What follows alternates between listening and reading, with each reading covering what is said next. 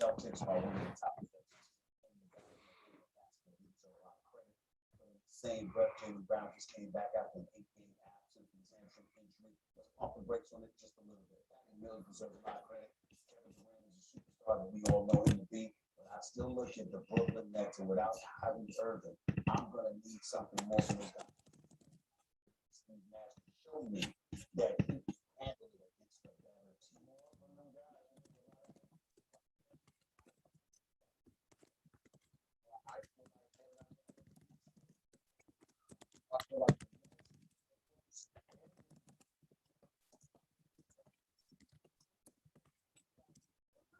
James Harden.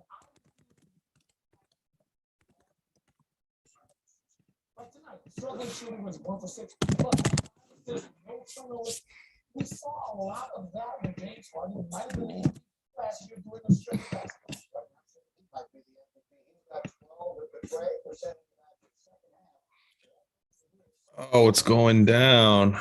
What's going down? What's up, Rich?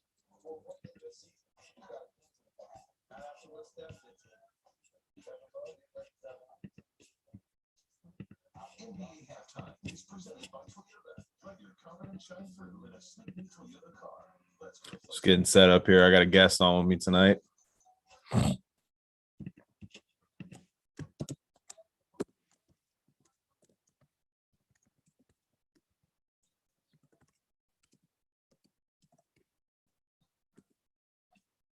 Oh man, Raider Nation.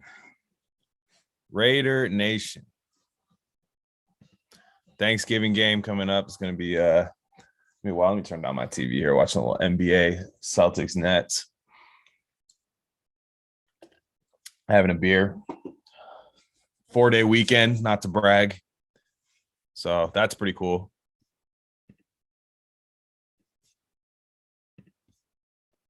Yeah.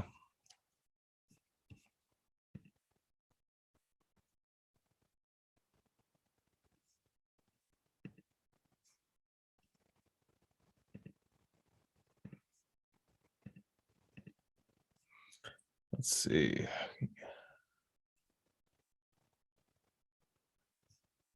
Yeah.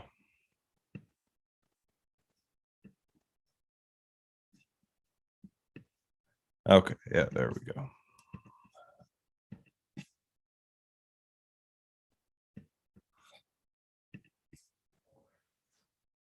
Going to be joined by an Australian, and it's tomorrow where he's at, so it's not Wednesday, it's already Thursday, which means the Raiders already played by my calculations. So I'm going to find out the score of tomorrow's game from him. He's probably not going to like that joke, so we'll see.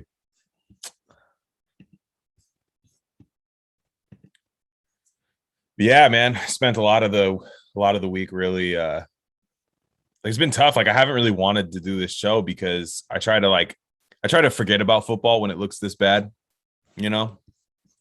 I try to be like, oh man, I don't really like football anymore. I let me go watch some cool films, watch some good movies. No sports podcast this week. Let me just listen to some conspiracy theory podcasts or stuff like that. And then people are like, hey man, when are you gonna do the show? I'll be like, God damn, man, shut up. Sheesh.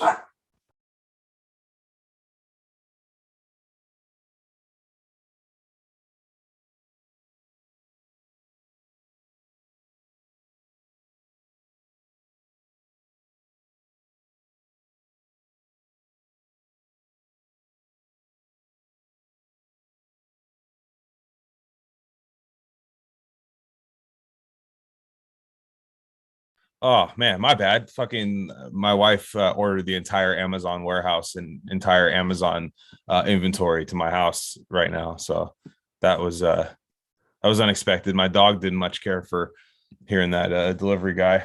So that sucked. But Yeah, I didn't want to do the show this week, man. I was like, man, fuck this, dude. I don't want to like. I wonder if I can just like do them after wins, or maybe stop doing the show to get back on a win streak. Maybe when because now I don't think. I think the Raiders are 5-5 right now. They're 8-8 last year, so I'm at a 500 record with this since I've been doing the show. And it's just looking so bad, man. It's just looking so bad. And I don't want to spoil too much, but like the Cowboys are definitely not at their best right now. And I don't even know how much that matters. I don't know how much being down a couple wide receivers matters, because when the Raiders are bad, it just, like I said, it's Make-A-Wish Foundation comes out there and puts 40 on them. Some super sick kid getting past Alex Leatherwood, getting past John Simpson for a sack, getting a strip sack on Derek Carr. Derek Carr tries to elude him, but that kid swipes at his feet. He's gone. And yeah, it just doesn't. When it's bad, it's bad. And it's funny, at the beginning of the year, they were beating such good teams at the beginning. You're talking about Ravens, Steelers, like good teams. They were knocking them down. I mean, even Philly and Denver are not embarrassment teams. I don't think they're great, but they're not bad.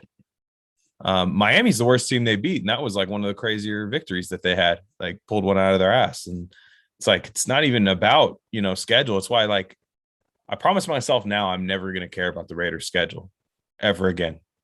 I'm not going to care anymore. I'm not going to care when the Raiders schedule comes out. I am not going to care, because it doesn't matter. New York Giants, we all saw that as a win. Doesn't matter. They lost that one. Pittsburgh Steelers week 2. I'm like, oh, no way, man. Hopefully we win the first game, because we're not beating the Steelers. No, they beat the Steelers. Bengals look like a win. Nope. Maybe we can, at least keep Kansas City competitive. Nope. At Denver, that's going to be tough. Nope. They beat the shit out of them. It's weird, man. Schedule doesn't matter, man. The Raiders truly go by the beat of their own drum. And stressed out as a fan. Before we get started, this isn't even the start yet. I just didn't want to be on here idle time, bullshitting on here. But yeah, go ahead and subscribe to the channel. This is RC Sports. I do a sports show on here and this Raiders podcast, I guess you want to call it. It's really just a live stream now, but this podcast, I know some of you are not happy with that. I don't do the audio one anymore, but to be fair, like, it's a lot easier for me to do this along with all my other stuff during the week. If we just do it live, leave it on the channel for everybody to see, I can do them quicker and get them out to you faster. And to be fair, like, more people watched them than listened, so I just figured it'd be easier to consolidate it into there. But go ahead and subscribe on here. There's a Rock Vegas playlist if all you want to see is Raider stuff. Totally fine. But yeah, Thanksgiving football tomorrow, so I had to hit the stream today. I didn't do a Bengals reaction because I was too mad. I didn't want to, like, that game. I mean, to be fair, like, I'm mad. I was mad at that game, but I didn't yell at the TV once that whole game. I don't know if anybody else gets that way for Raider games, like when the Raiders are clearly on their decline for the year, where they don't even, like, you don't even get sad. Like, you're sad, you're hurt, and you're like, wow, like, it's as bad as I think. But then you're not, like, invested in it to the point where, like, oh my God, 3rd and 5, hopefully we stop them. Because in the back of your mind, you're like, they're not going to stop them. And then they do stop them, and it's a horrible penalty. Hayden's going to join us right now. Hayden is Australian, so might be accent. Maybe I'll put subtitles for him.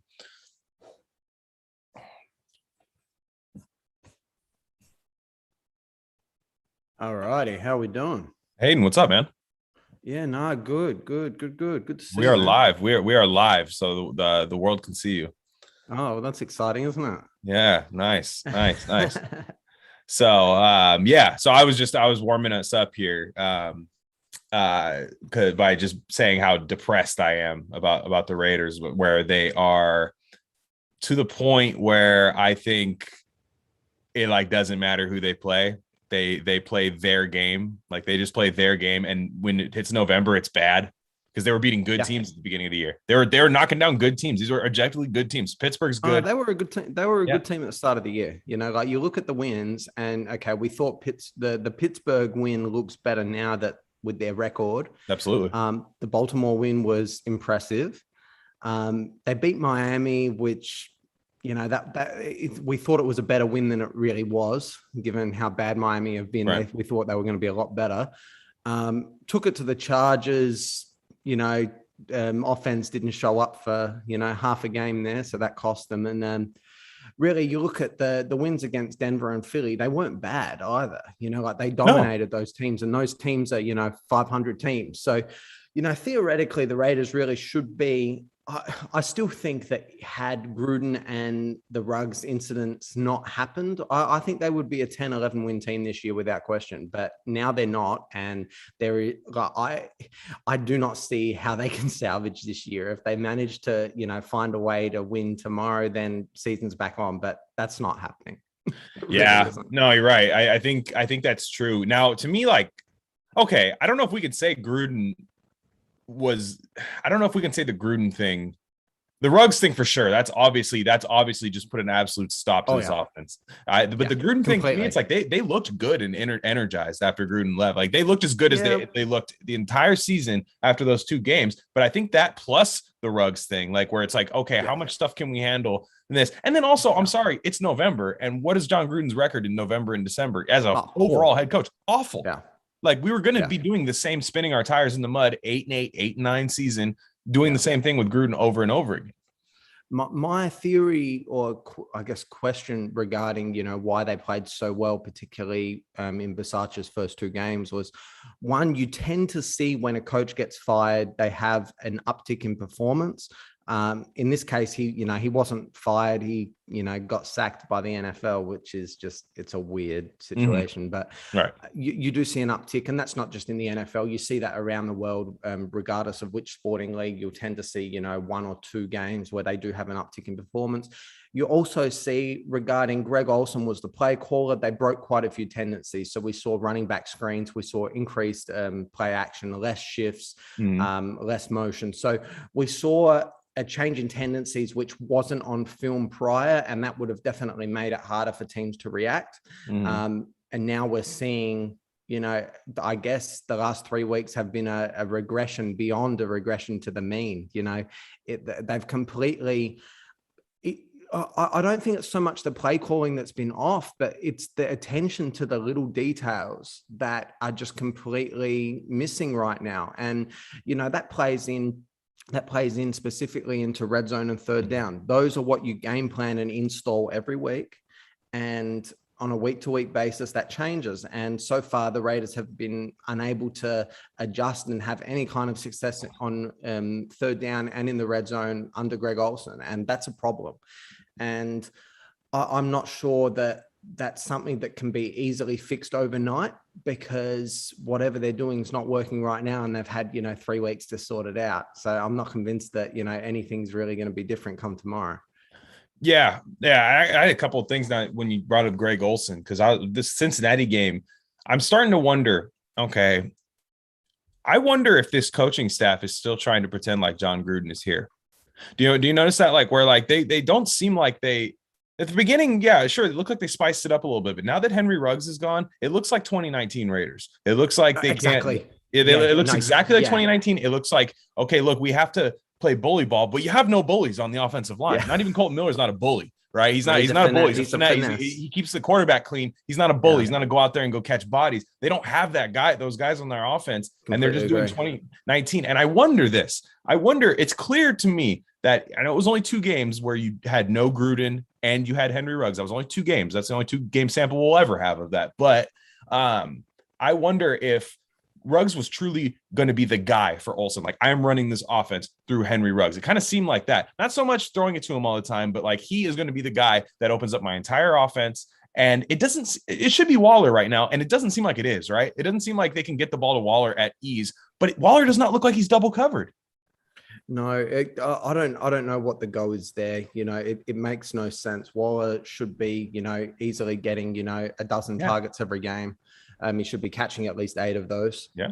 And, if he's catching 8 for, 100 yards every game with a touchdown, well, that sort of keeps the passing game honest. But it just doesn't seem like things are happening. And they're really struggling creating any separation downfield. They're not making any space. They're not able to stretch the field vertically. You're seeing it once in a blue moon. I'm sure the average depth of the target has dropped quite a bit as well. And I also think, at the start of the year, Derek Carr, the way, he gets the ball out so quickly. He makes his very quick decision and boom, the ball's out. And quite a lot of those decisions are based pre-snap, based on what he's seeing in the defense in their pre-snap look. And right now, he's still getting the ball out quick, but he's not making the correct read. So he's still making that same pre-snap read, but he's quite off in those reads. And we saw that in the first drive of the game, the red zone.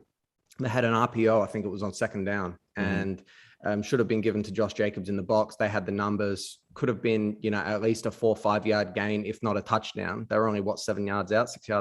So they could have, they had the numbers there. And instead he decides to throw to, I think it was a 5-on-3 outside to Waller on second down and was stopped for a yard. Now that's a simple, I don't know how an 8-year veteran quarterback can get something so simple like that wrong, unless and it's not designed in the play. It's written specifically. There would be, if the numbers are inside, hand it off to the running back. I don't understand. It makes no sense. The attention to detail just on both sides of the ball, particularly, they're lacking right now. And there's, when you lack attention to detail, that costs you games in the end, because anyone can move the ball between the 20s. Absolutely. Yeah. And pivoting to the defensive side of the ball, I can't say that they played a bad game against the Bengals. No, they played well. I can't say that they played. They didn't play poorly. I mean, the Jamar Chase breakdown in the end zone was bad. That's Jonathan Abrams special. Terrible play. But for most of the game, where they hurt themselves was lack of discipline, right? There were maybe there was a call that could have been, gone the Raiders' way, but the Raiders had already committed to completely obvious bonehead penalties. And I try to tell everybody this: referees, you can have your conspiratorial. Hey, I'm a conspiratorial guy. I'm not saying that they're not, but referees go off a tendency is what they do. Referees go off a tendency. When teams do dumb shit, the referees start looking for dumb shit, and they might find dumb shit where you don't want it, where it didn't actually happen. They might pull some out of the air. But the reason that the Raiders, I guarantee you right now, and I could be wrong, so we could prove me up. If you looked at the most penalized teams over the last 20 years, it's probably the teams with the worst records over the last 5 years. And I don't believe the NFL has it out for the Jacksonville Jaguars. I don't believe that the NFL has it out for, I think the Bengals might be on that list, honestly, with the perfect years. But you have all this stuff. Now, my question to you, and I maybe we might disagree on this. Do you think that John Gruden not being there is causing these egregious penalties on third down that keep the Raiders on defense on the field? No, because we were seeing it even when Gruden was there. Okay. So we agree. It was the same. We haven't seen a change in the discipline of the team. It's always been there. Arden Key ripped Ryan Fitzpatrick's head off last year. Exactly. And even going back to, I once visited Raiders headquarters in Alameda 10 years ago, and I spoke to a few people there. And I'm not going to say who, but there were some very high up people that I spoke to that said the NFL is out to get us with the penalties. And that's just how it always has been, going back to Pete Rozelle and Al Davis days. And the only way for it not to be an issue is to be, one, making sure that they don't have the opportunities to make that call. So after the whistle is blown, don't hit the quarterback. It doesn't matter if you're just giving him a love tap. Don't touch him. Stay away from the quarterback after the whistle is blown. It does nothing. Stuff like that. Yeah, it does nothing. Especially on defense, you get a foul on defense. If it's not offside, it's an automatic first down. So it really is a drive killer. It's a coach killer, and those can cost you games. I mean, you look at last Sunday's game. There was the Ngakoue third down roughing the passer, when he threw the ball away. That I think they got a touchdown after that on that Mhm. same drive. Yep. Quentin Jefferson offsides on 3rd and 12, made it That was 3rd and brutal. 7. They convert that. Yep, there's another one. And that's lining up in the neutral zone. We're talking about a guy Exactly. who's been in the league for at least 7 years. Elementary stuff. That doesn't matter who your coach is at that point. No. Like I'm telling you right No. now, like when people say like, oh, I saw people saying that's a coaching thing. That's a coaching thing. No, it's not. That's a 7-year veteran in the NFL. You know where to line up as a guy. It doesn't matter who, if your coach could be Henry Winkler from The Water Boy, and it would not matter. You would know exactly where to line up. Yeah, I'll say this though. I do think that Marinelli pushes the envelope in terms of trying to really get a head start, get really close on that. Because if you look at the way that Crosby lines up, there have been many a time this season where I have thought he was in the neutral zone lined up, and they haven't called it. So, and Yanni seems to get going early. And maybe he's just timing it really well. He times the snap. He doesn't get into the neutral zone. If he gets out of his 3-point stance, but he doesn't actually push forward. He goes vertical before he goes horizontal. So he sort of gets that momentum upward, and then he goes forward to attack the quarterback. But he's timing it really well right now. He's an elite pass rusher. There is no doubt about that. And he's the kind of guy that can win you a game in January. But, the Raiders have to get there first, and that's doubtful. Yeah. And like one thing I do like, it's so odd that we're at this predicament now, because last year it was like, okay, the offense in November started sputtering a little bit, and we knew the Raiders did not have any kind of defense to even weather that storm. Now they do have that this year. I wouldn't call this defense elite. I think it's easily the best that we've seen since the Super Bowl, honestly. Like since the year they went to the Super Bowl, maybe early 2010s with Trevor Scott and Tommy Kelly rushing the passer, but they didn't have anything besides defensive line then. Yeah, 2010, they led the NFL in sacks. They had close to 50 but they didn't have any season. linebacker. They had nothing other than that. They beat guys up that year. No, they had Rolando McClain in 2010 as a rookie. He played very well. They had that Namdi, year. They sure. Namdi played 2010. That was his last season. Yeah, and then he voided. Yeah, and then he left in 2011. But they still had Chris Johnson, Stanford Routt, Michael Huff, Tyvon Branch.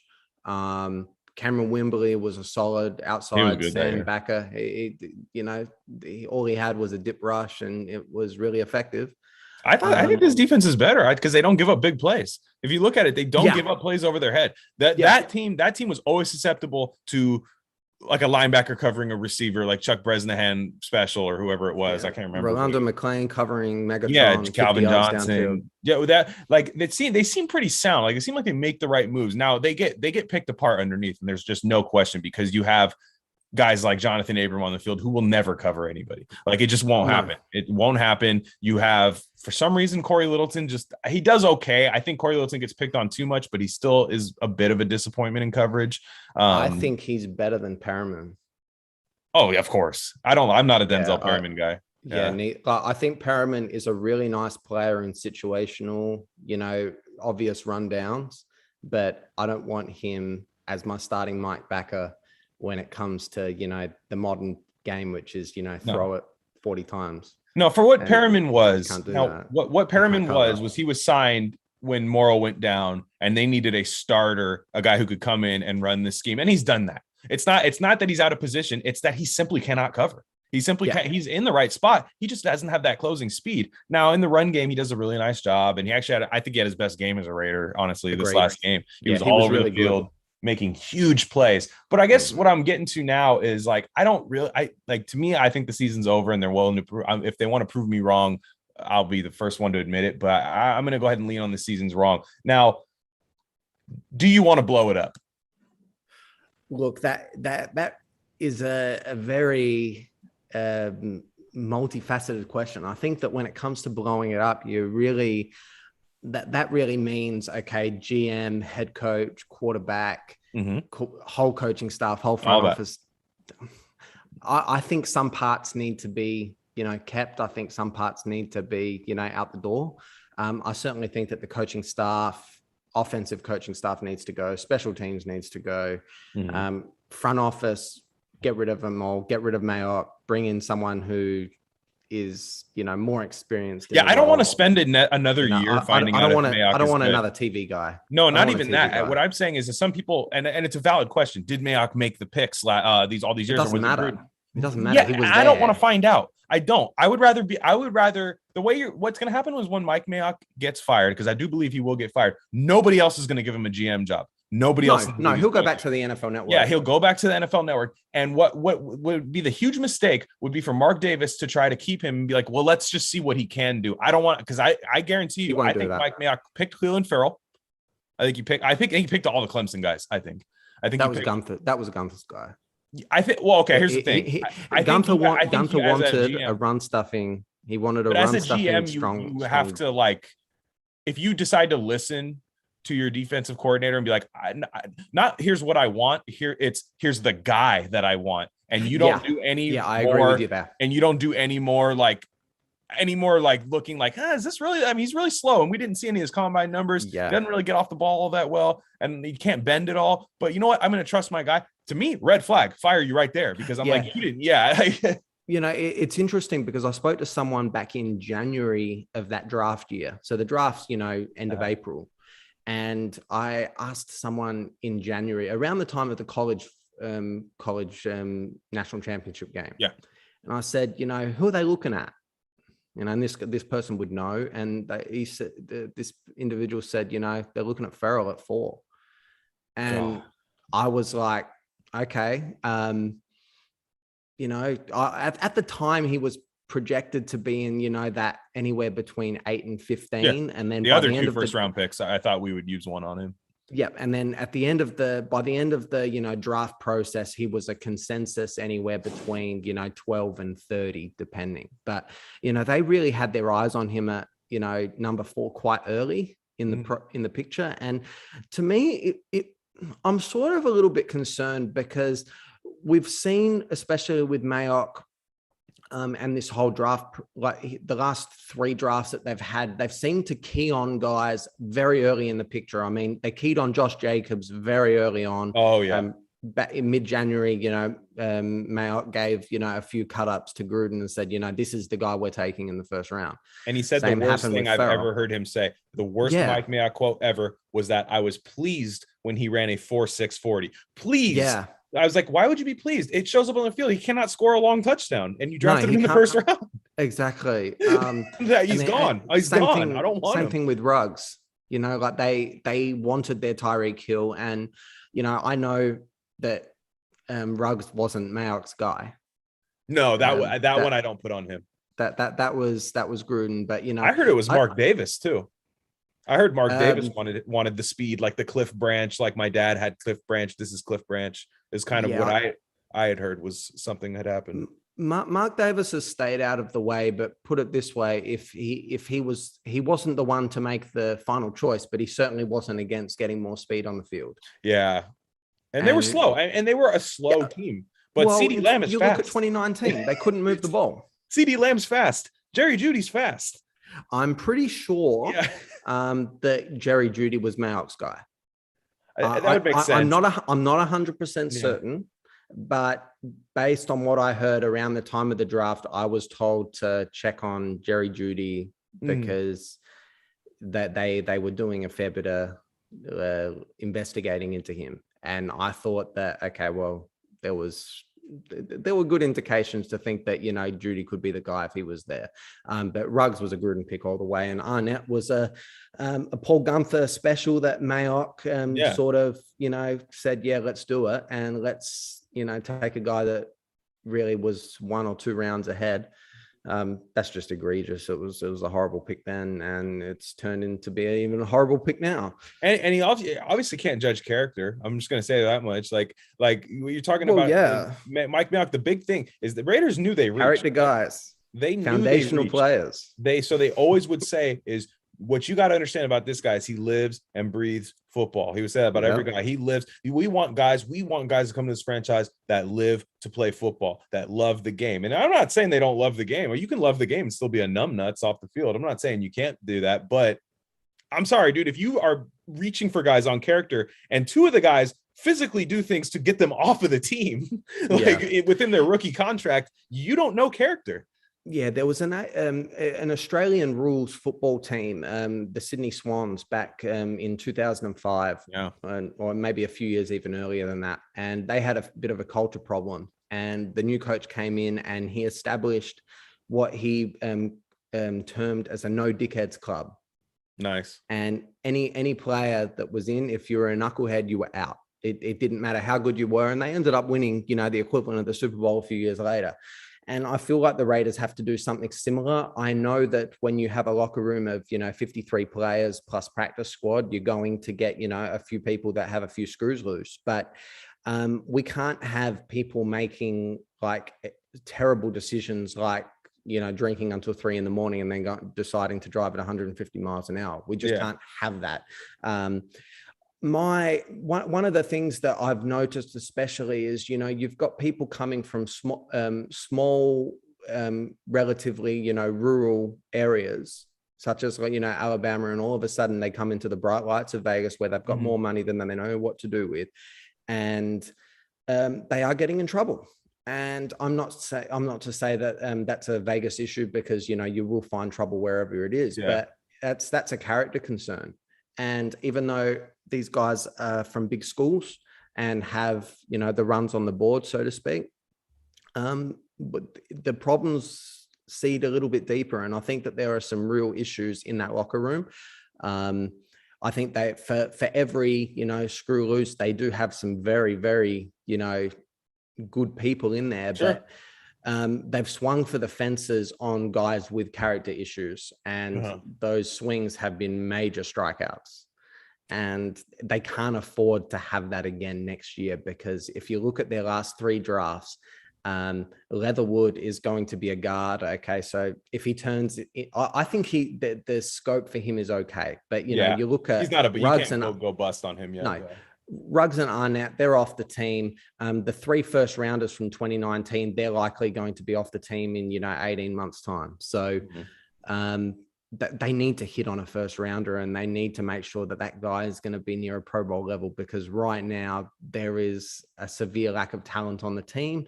And especially with that 2019 class, they're going to be up for extensions at the end of this season. So that is Foster Moreau, Hunter Renfrow, and Max Crosby. Now, are you going to pay big money to all of those 3? If not, suddenly you have a few more voids that you need to fill there as well. So it's a real conundrum. I'm not sure that they need to blow the whole roster up, because they've got enough cap space and they've got an assortment of picks that they can sort of, keep tinkering and try to, push with what they've got. But especially the coaching staff in the front office, that needs to be blown up for sure. Yeah. Okay. So I think that I'm going to tell you my off-season plan as of right now, as of a beer deep on a Wednesday night here at week 11 of the NFL, or week 12, whatever the hell week it is. This is my off-season plan. So you blow the entire thing up. And when I say entire thing up, the only person I keep is Max Crosby and maybe some of the other free agents. That's the only people I keep. Now I want to keep Waller. I do want to keep Waller. I'll get to him in a sec. You get a GM, you get an absolute crazy scout. You find the best scout in the league. You find the best scout, like talent scout, because the draft is where this team is wrong. I don't want anybody on this team who basically punted 5 first-round picks away in 2 years. I don't want anybody that was involved with this on this team, because that is absolutely anti-Christ behavior. But anyways, what I would do is you find the top scout. I remember when they brought in Joey Clinkscales a long time ago, or a few years ago, and that was with the Reggie McKenzie thing. And I think that's why they hit some home runs with Reggie McKenzie on that draft, was because they had Joey Clinkscales in there. Like, he was a great scout. What I do is I try to find that again, and I make that guy the GM. You're in charge. I don't care. Like, free agency is cool. I want you to spend money, but I need you to hit the home runs in the draft, because that makes you have to spend less in free agency at more vital positions. What I do, and I find a head coach, I want a young offensive mind. I agreed. You don't, even guys like Zach Taylor. Zach Taylor, I don't think is that good of a coach. He's decent offensive mind, and the Bengals get by with him. And that's if you don't hit a complete home run with your offensive mind. Sometimes you get great. I think Kevin Stefanski is a fantastic coach that's run into some bad luck this year. I think you see like Sean McVay. People like him or hate him. He's got a good team. He's an elite head coach. Yeah, you have you try to get that young thing. My guy's Kellen Moore. Personally, I want Kellen Moore to be the next head coach of the Raiders. That there might be other names that suffice. So I do that. I find my scout GM. I get rid of Derek Carr. I'm not even a Derek Carr hater, but it's not going to happen with the Raiders. It's not going to happen. And he cannot, for another rebuild to happen, he's got to be the first one to go. It's just the way it works. You find a team this year because it's a bad quarterback class this year in the draft. At least we won't know until after the draft. So as of now, it's probably not a great quarterback class. I think teams like Pittsburgh, Washington, maybe even Carolina, some teams might be trying to trade for a veteran quarterback. And I think you can get a late first round pick for Derek Carr. I think you can get more if they only maybe more. But let's say conservatively a late first round pick for Derek Carr. I pull the trigger on that. Personally, I pull the trigger on that because his contract is very workable. And so I think you can do that. Carson Wentz is going to end up getting a first round pick for Philly out of his play. And when he was traded, had a far worse season than Derek Carr has had since his rookie year. So Carr's a better player than Wentz. Yeah, I agreed. So and I think he can get a team like Washington and Pittsburgh over the hump. Like when I say over the hump, at least like a deep playoff run. We'll see. We've never seen Carr in the playoffs. I wouldn't be trading him to anyone in the AFC. I'd be if I was to trade Carr, it would be to someone in the NFC. I would not be keeping him in the AFC. I think he's still a good quarterback. Right, Washington. Washington. You try to get Washington, Carolina, New Orleans. You try teams like that, like to maybe help them get over the hump. There's a few. I'm sure there's going to be other openings on the team. I get that. Here's what I do. I dangle Waller on the market. I want to keep him, but I dangle him on the market because maybe some team is like, what do you think? How much? What would you accept? I try to get it first. I don't know if you do. I don't think you do, but there might be one team like Green Bay that's like, how do we keep Rodgers? Yeah, look, to me, Waller is one of the top three tight ends in the league, and he's a player that is going to age quite well. Given his position, he's still a unicorn in terms of his size and speed. So I think he can play, at a high level for at least another 5 or 6 years. The reason I say that is if Darren Waller sees that the team is blowing up, I'm not sure he wants to stay, is all I'm saying. So I think I'm not sure about that. Maybe I'm just saying he's not off the ground. I do sign Max Crosby. I signed Max Crosby because he's shown Max Crosby is clearly a guy who every year has gotten. I mean, he didn't have a great year last year, so I can't say every year he's gotten better. I think he might have regressed a little bit off his rookie year, but there were off the field issues that he was working through. He looks like he's got it down now. He's a guy you keep because you want to obviously keep a guy on this team that has gotten over his off the field issues because that's going to be a thing with the Raiders, unfortunately. Maybe you keep Waller for that reason too. But and the whole thing with Crosby is he's a guy you drafted. He's a guy who has progressed through your system and he has become an elite player in the NFL at his position. Now, with any team in the league, you want to be drafting, you want to develop, and then you want to pay that guy because he has become an elite player at a valuable position too. Exactly. So why would you trade him? No, I agree. There is no reason. They've got the cap space, and he's young enough that by the time they're contending after the rebuild, he will still be on the team. And you're talking about Crosby, right? Yeah. Oh, okay. Because for me with Waller, the reason I say that is Waller is a little bit older than we think, and that's the only reason I say that. 29. Yeah. 30. So what I'm saying is like you're saying, okay, if you blow it up the way that I'm saying blow it up, you're not doing anything in 2022 to keep Darren Waller excited, right? You're rebuilding. You have a new quarterback. You have probably a veteran stopgap. I personally am a Kenny Pickett guy. I would love to see whatever happens, whatever you can do to get Kenny Pickett on this team. I think he's a fantastic quarterback. That's why I want to get a couple first round picks to go get their guy.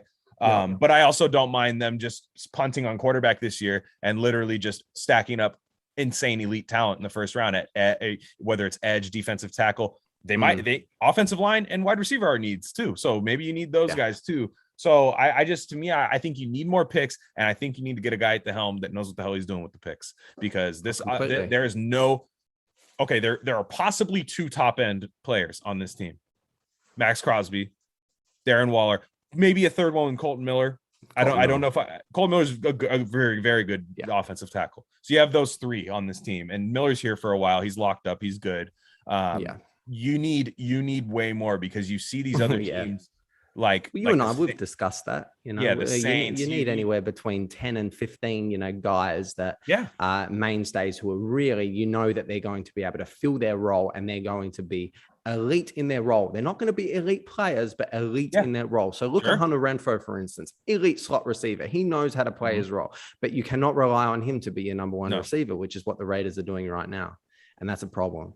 Darren Waller, an elite player in his role. I personally think he can be a number one target in a very good offense, and he has shown that. But for some reason, they're not getting him the ball right now, and that's beside the point. I think Ngakoue and Crosby are two elite pass rushing, defensive ends who they can single handedly win a cold weather game for you in January. There's no question about that. I think Merrick on the back end is showing some really good signs. I think Hobbs is limited depending on which scheme he is in. I think if he's going to be relied to play more man coverage, that he's going to be a little bit out of his depth. That's fair. I think in Gus Bradley's defense, it just seems to click really well for him. Yeah. So I think if they did change the scheme and played more too high, cover 5, cover 7, it would be a little bit of an issue there with Hobbs. That's a good point, because Bradley probably doesn't stay in my scenario. He probably doesn't. I doubt it. Because nobody keeps only the defensive coordinator when you blow it all up. Like usually your head coach. The only time you saw it was when Al Davis said you need to keep this guy on staff. And I think Robert Saleh too, or something. No, who was it? It was somebody for the Niners when Shanahan came in. They kept him. Maybe it was Tom Sula or something. It was like something like they were like Tom Sula stayed the like it's happened from time to time. But typically, now maybe you bring a guy from that coaching tree in. Maybe you bring a guy who runs a similar scheme. The Seattle Cover 3 tree is all over the place. I'm not a huge scheme fan of that scheme. I kind of I like being able to win it, like being like Carolina and being able to play more man and just having good corners. And I think right now what Gus Bradley's scheme does is it masks a lot of the Raiders' weaknesses. So I think I think the best scheme going around in the league right now is what Patrick Graham is doing in New York for the Giants. If they did a masterclass against the Raiders. That cover 7 scheme is just he's making like some average players look really, really good. Yeah, Blake Martinez and guys and James Bradbury is an elite cover corner, and he's using him in such a variety of ways. Like James Bradbury, if his name was Jalen Ramsey, they would be talking him about potential defensive player of the year. He's that good, but he doesn't have the name recognition, and he's playing on the second team in New York who suck.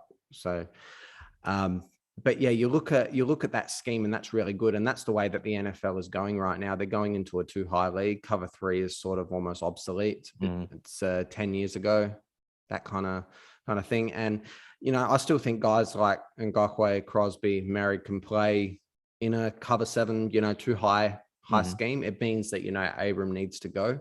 Not a guy in any scheme. I don't. No. Last year I would have traded him for a future 7th. I just don't think he's any good. I think he's a knucklehead who tries to make out that he's a better player than he really he's going to is. Be on NFL Network in 3 years as just like a personality on NFL Network, because he's that type of guy. He's like people he's this a great year soundbite. People this year killed me because I said the Raiders have nothing to show for their 5 first-round picks after the Ruggs thing, right? And I said, you know what? Look, I'll give him the benefit of the doubt. I think Ruggs was going to end up being a very good receiver in the NFL for his role, being a good deep threat, good. He was starting to come into his own. But I was like, but people said, no, bro, Abram is balling in Bradley's scheme. I said he is absolutely not balling, and even if he was, he is playing the absolutely most useless role in that scheme. It doesn't matter. It's like saying like. I don't know. It's just like saying like your janitor is like incredible at a shitty store. You know what I mean? It's like, okay, yeah, that's cool. It's clean. Sure. Whatever, like, the ingredients suck. No, he's just not suited to this type of league right now. He's a guy that would have been really good 15 years ago. Absolutely. As a box safety, getting box safety and running back.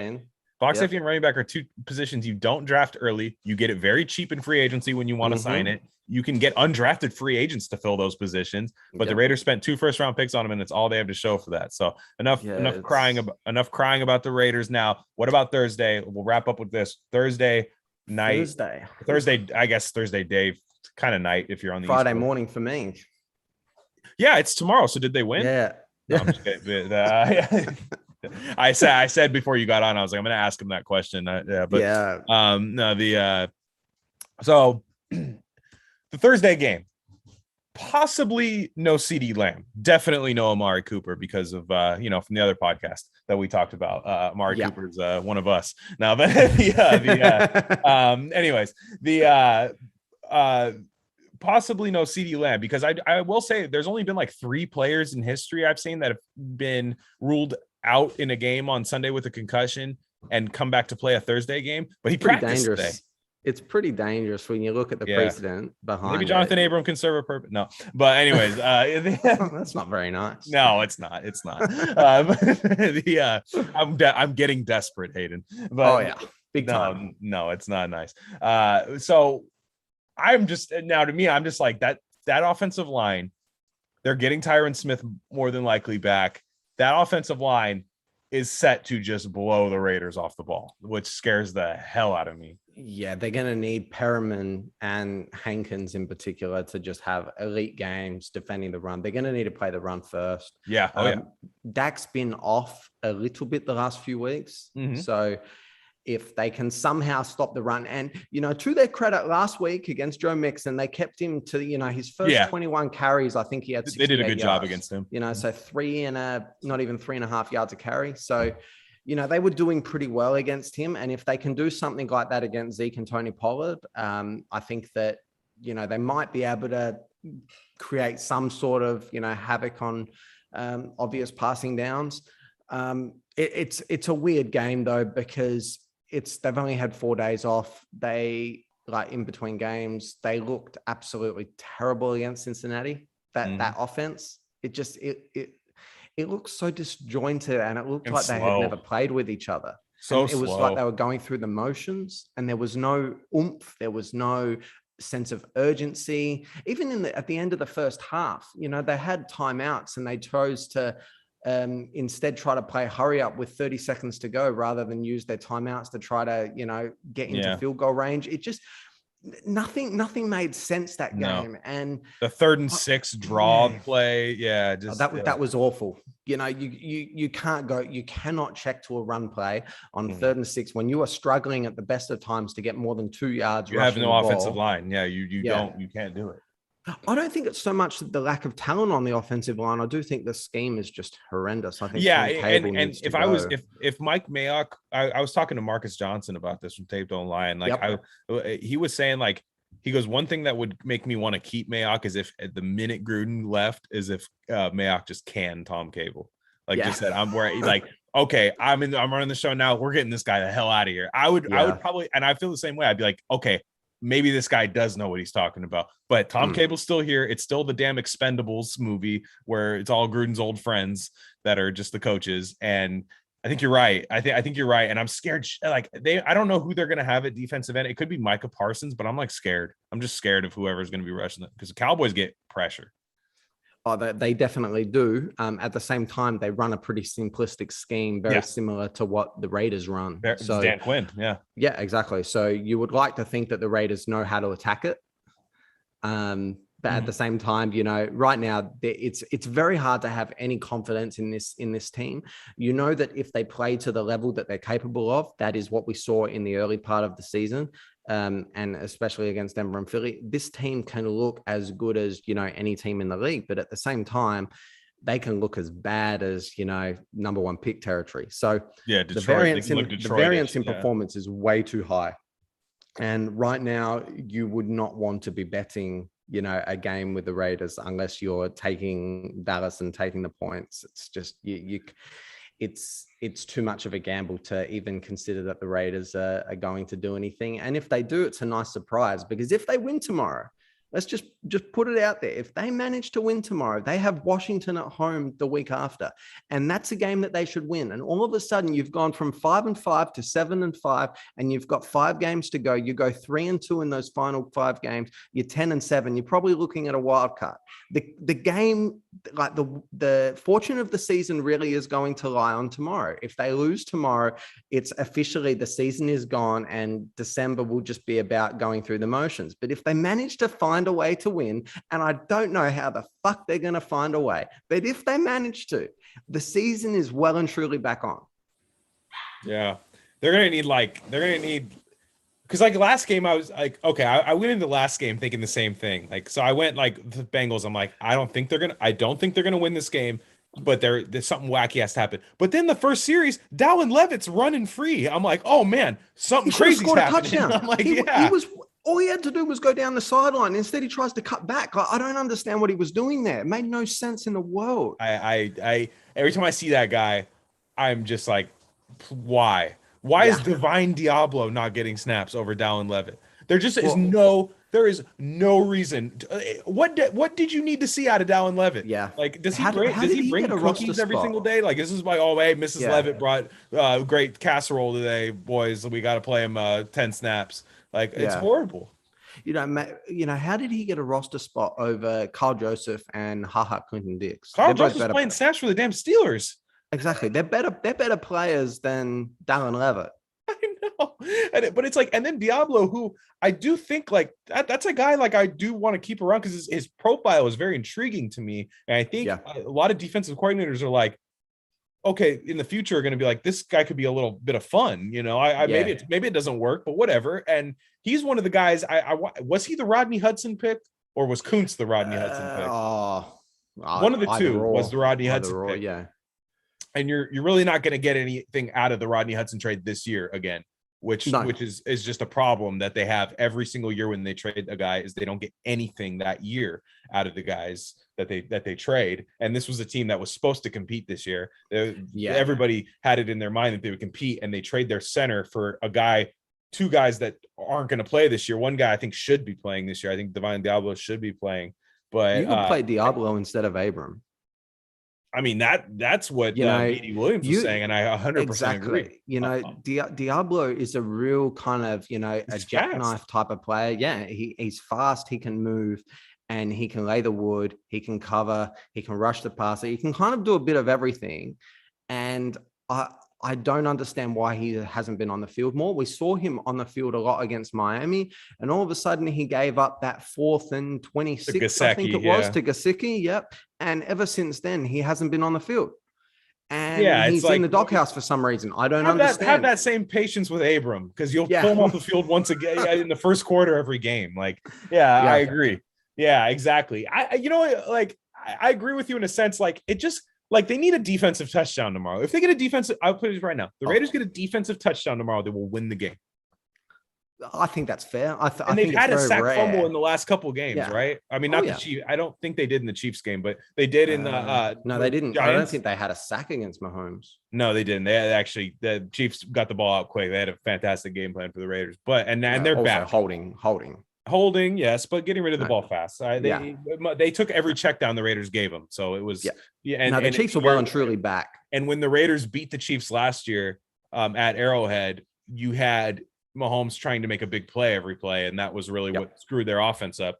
So this year they kind of were like, nah, we're just gonna take what's in front of us. We know Gus Bradley from the Chargers, like we know him. And but what I'm saying is Daniel Jones put the ball on the ground against the Raiders. Now, one of those just has to end up being a scoop and score. I don't know why that never happens with the Raiders. Like, they've put the ball on the ground. They've caused other teams to put the ball on the ground a lot. It's happened. Like, it happens a lot. I mean, and they've actually recovered a decent amount of them this year. But for one of those reasons, I just want us to have one of those games. And your team's bad when you have bad fumble luck. You know what I mean? Your team is bad. Luck follows success.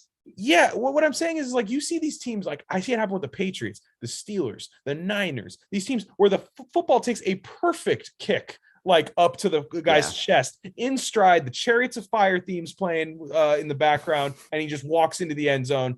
Team picture photo. That just doesn't happen with the Raiders. And I'm like, we just need that to happen. And maybe we just need to get rid of all the bad people, and maybe we just have bad juju and get rid of all the bad people in the organization, starting with the Julius Caesar factory reject, Mark Davis. Maybe that's what needs to happen. But all I'm saying is we need some luck tomorrow to beat the Cowboys. And it could happen because they are struggling and they are putting the ball in harm's way. So I'd agree with that. Yeah. We'll see how they go. I mean, like if they manage to keep the game tight early on, I think it's going to be quite an interesting second half. Yeah. If the Raiders come out as anemic as they did against Cincinnati, well, then this is going to be an absolute blowout. And I think there are going to be some ramifications. And, it's going to be really interesting. If the Raiders win tomorrow, the season's back on track. Like I said, if they lose tomorrow and they get blown out and the offense looks absolutely terrible, they're going to have 10 days until their next game. And at that point, do you ask yourself, do you start Marcus Mariota? That's going to be a question. If he lays I don't have the tomorrow, answer. I don't have the answer to it, but the media are going to be calling for that. They're going to be questioning and that. Greg Olsen, if you're Greg Olsen, do you want to be an offensive coordinator ever again?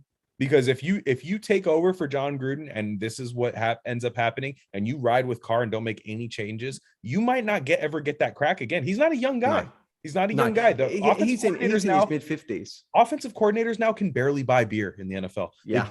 They're so young. It's the youngest thing I've ever seen in my life. Yep. Like, you see this guy who, I swear to God, has to shave once a month and is like the offensive coordinator for these teams now. And Greg Olsen is not that, he's gonna what would get him some respect is put in Marcus Mariota. And I like Derek Carr. I don't have a problem with them. And I actually, if they do trade him, if it's an NFC team, I'm not going to root against them. No, not at all. Especially if we already get an already set. The utmost of respect for him. If we get an already set pick for him, I don't really care. You know what I mean? You go off, have fun, dude. It seems exactly. Like but if you're struggling and they are 5-5, they're not out of it. When we say they're out of it, nobody in that locker room should be thinking they're out of it. Maybe that's the problem, is maybe they do, but you have to be able to make that change. And you have a guy who has started in the league, who has gone to the playoffs in the league, maybe albeit in an ugly manner. He did get to the playoffs a couple times. Marcus Mariota won a playoff game. Maybe that's your guy second half of the season with all that stuff. I think try something different. At this point, it's a real conundrum though, because if you do bench Carr, then his trade value will go down the shitter. So you don't want to suddenly bench him and then all of a sudden you've gone from getting because Wentz. I'm just thinking about Wentz. The same thing happened to Wentz last year. Apply the Raiders tax to the trade though. Raiders tax. Yeah. They got good. Hey, they got good returns for the stars they traded. They didn't draft well. No, I think they got absolutely reamed with the Khalil Mack trade. They got absolutely 2 first round picks for a defensive end. So, no, it was 2 first-round picks, but they gave him a second. They gave him a second, okay. And they got a third. They got a third. Well? Brian Edwards is part of that trade. Yeah, it was 2 first-rounders, but they had to give up a second. They should have been 2 first-rounders clean, and arguably they could have gotten 2 first-rounders and a very good player. The way that trade came about with regards to the second round pick, that was Reggie McKenzie getting reamed at his finest. The trade was nearly agreed upon, and Reggie just said, "Okay, we'll throw in a second to make sure it goes through." That was a Reggie McKenzie special. And after that, Gruden was like, "Fuck you, I'm out of here." Well, I will say this: that trade, and maybe I'm wrong, that trade could have been Montez Sweat, Jalen Johnson, and Brian Edwards for Khalil Mack. And all of a sudden it looks good, doesn't it? All of a sudden you won. You won. They did their little playoff run that ended with the double doink. That's what they traded for him for. And then it could have been a win-win in that scenario. That's what I'm saying. As a player anyway. But then Amari Cooper for Jonathan Abram is absolutely burn the entire highway organization robbery down. for Dallas. Yeah. Burn it down. Burn it down. Horrible. I And still don't know how Cooper was not successful under John Gruden, because he's theoretically everything that Gruden wants in a receiver. he's a Tim Brown clone without the toughness, but still, Yeah. like Tim Brown clone. Like you can run the same concepts with him and do that. But yeah, and Cooper, for me, I was never like on the Raiders. It just never looked right to me. Like it was always. It really didn't. I followed him going back to his freshman year at Alabama, and we don't get many games in Australia of college football, but Alabama are almost on every week. So I just watched him, and he's like my favorite college player of the last decade, and he was absolutely amazing. And I wanted him to come to the Raiders. And the first 2 years looked pretty good, but there was just something about him that he sideline awareness. Yeah, he never toughness. seemed to assimilate himself in the locker room. I guess he was sort of like a lone wolf. He was. And by the end of 2017, he did start to turn against Derek Carr. Yeah, I wasn't. Yeah, I was like, you got to get rid of this guy. I was just like, it's not going to work. You just signed Carr. So if this guy's not going to work with Carr, you have to do something. I was, again, trading him for a first round pick is not a bad move. Like, I'm just saying. No. I thought that to get a first round pick against him for him was very good. But, at the end of the day, they didn't execute the pick right, and the trade has been a massive loss. Here we are. That's why we got to hire the right guy. We got to hire the right guy if you're going to trade, if you're going to blow it up. So, Hayden, I know you got to go. I know you got to take off. So we'll end it here. All good, brother. Yeah, good stream. Thank you so much for joining me. You're welcome. Hayden was on my other podcast, Rare Candy, a couple weeks ago. That was a great episode that you had with us. So if you like this, go check that out. A little bit different. So, to keep in mind. But anyways, go ahead and drop your Twitter handle. I'm sure a lot of Raider Nation already follows you, but if they don't, go ahead and where they can find you. My Twitter handle is at HB Nadolny. That's Nadolny. Posting a lot of 95% is Raiders content. So yeah, go follow me there. That's where I post everything. And hope to interact with you guys there. Now I have one more question for you, Glenn. Okay. What are you doing for Thanksgiving tomorrow, mate? What am I doing for Thanksgiving? So I am going to be, I'm going to go for a nice long run in the morning, maybe a 10K, something like that. I'm going to do that, enjoy my day off. We'll watch a little bit of the morning games, kind of a stinker, but it's such a stinker that it may be close. So I might watch a little bit of that. Probably mess around, maybe do like a little gambling stream, Thanksgiving stream. Then I'm going to go to my parents' house during halftime of the Raiders game, which is about a 20-minute drive. So I'll miss about 5 minutes of the third quarter. Depending on my mood, I'll ask my parents maybe to not put it on. We're gonna have some fun. We're gonna have some food. We're gonna have some drinks. So yeah, awesome. Is Thanksgiving a thing in Australia? No, it's not a thing at all. Okay. We don't do anything. Yeah, no, it's just, today is technically Thanksgiving here. It's my wife's birthday tomorrow, so I pretty much. So it is a holiday. Yeah. Oh, well, it's a holiday for her. It's not for me. No, I will be at her beck and call tomorrow. She's 28 weeks pregnant. So I will be running. No, thank you. I will be running around doing all the people who come on this podcast end up having kids, man. I mean, Matt just had a kid. So yeah. It's something in the water, isn't it? Correct. Yeah. It transcends global boundaries. So Thanksgiving's an awesome holiday, though.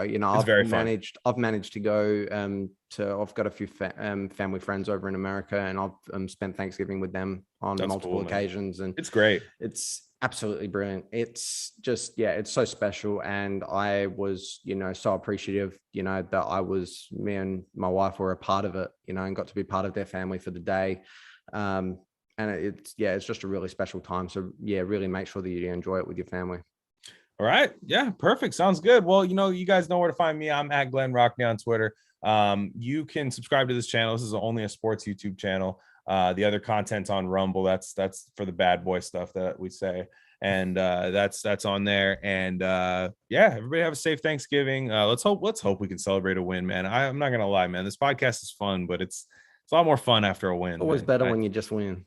Yeah, and I don't want like to me. I already know they're gonna beat like the Broncos again later in the year. Yeah, I already know that's gonna happen. That's gonna be the last win. I don't want that to be the last win I get. Is that meaningless late season win against the Broncos? I don't want that. I don't want that anymore. So Let me get a real meaningful win. And let's not bring out the index card tomorrow, my friends. Let's not bring that out. Let's not leave it up to. I know Gene Steratore in the booth. He sucks. I hate him in the booth too. Every time I see him, he looks like a horrible mob movie character that's trying to like sell me stuff that fell off the back of a truck, like an old JVC boombox that he's given to his nephew or something. I can't stand it. I don't want to see it. Let's not leave it in the ref's hands. Let's find a way to negate that Cowboys pass rush. Let's find a way to resurrect Derek Carr because, man, he actually played decent down the stretch last year. So maybe that happens this year. So